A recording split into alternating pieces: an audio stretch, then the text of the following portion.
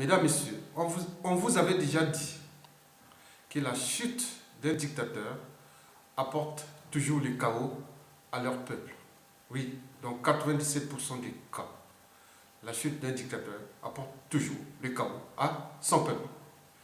Et donc tous ceux qui sont là pour le soutenir ou travailler avec lui sont obligés de le protéger pour aussi éviter les chaos contre leurs intérêts, qui ne sont pas ceux du peuple, mais de leurs produits, c'est-à-dire les dictateurs et des donneurs d'ordre, dont on connaît les réseaux périphériques ou les réseaux des forces centrifuges, dont on connaît.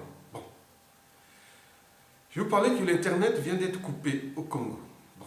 On vous l'avait déjà dit qu'il y aura coupure d'Internet, perturbation des réseaux téléphoniques, et même si derrière il vient parler dans sa chaîne internationale en disant comme s'il venait d'être président il n'y a que 2 mandats, alors qu'il est là depuis 32 ans de dictature.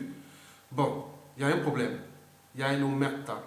Je ne parlerai pas de la communauté internationale, je parle surtout de la communauté noire ou africaine, qui est là dans l'indignation. L'indignation, c'est l'inaction. Mesdames, Messieurs, peuple congolais, les sociétés de communication ou d'Internet qui travaillent pour le compte d'Ngeso, dont on sait maintenant, dès la fin de Sassou Nguesso, nous allons restructurer les systèmes d'Internet et de télécommunications au Congo. Nous n'allons pas travailler, on ne peut pas faire du propre avec du sale. Il y aura la dissolution de ces sociétés, nous aurons d'autres opérateurs, pas cela. Parce qu'on ne peut pas comprendre que Sassou Nguesso vend l'économie numérique, vend la liberté, vont tout, et même Congolais qui sont là, alliés aux dictateurs. Voilà, le Congo va rentrer dans une période d'insurrection totale, et avec tout ce qui pourra arriver comme dégâts. Je vous l'ai dit que Sassou Nguesso a 3 forces aujourd'hui. Il y a 5% de ses partisans, il y a des étrangers qu'il a fait venir, hein, des Ouest africains, au Liban, partout, qui sont certains dans les mercenariats. Donc la 3e force, c'est les mercenaires. Bon, c'est ces gens-là qui vont être contre le peuple souverain, c'est-à-dire les 14-15% du peuple souverain.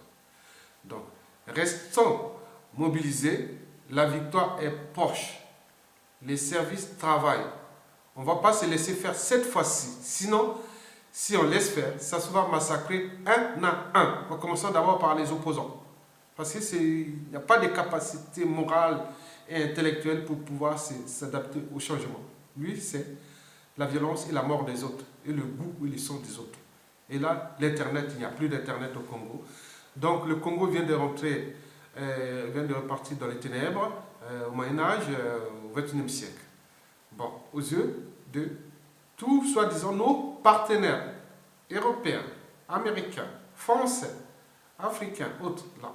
Je vous ai dit que la communauté, comptez pas sur la communauté internationale.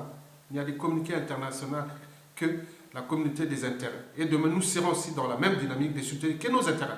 Or, rien à foutre. Il se passe ailleurs parce qu'on n'est pas venu nous accompagner. Ils sont au contraire chercher à nous entraîner dans la même situation que le Burundi, ce qui se passe en Syrie, et comme ce qui s'est passé un peu partout par ailleurs. Voilà. Donc, restons dignes, sinon on ne laissera pas jouer notre avenir avec ce monstre qu'on nous a imposé par ces forces. On ne laissera pas, cette fois-ci, non. C'est terminé.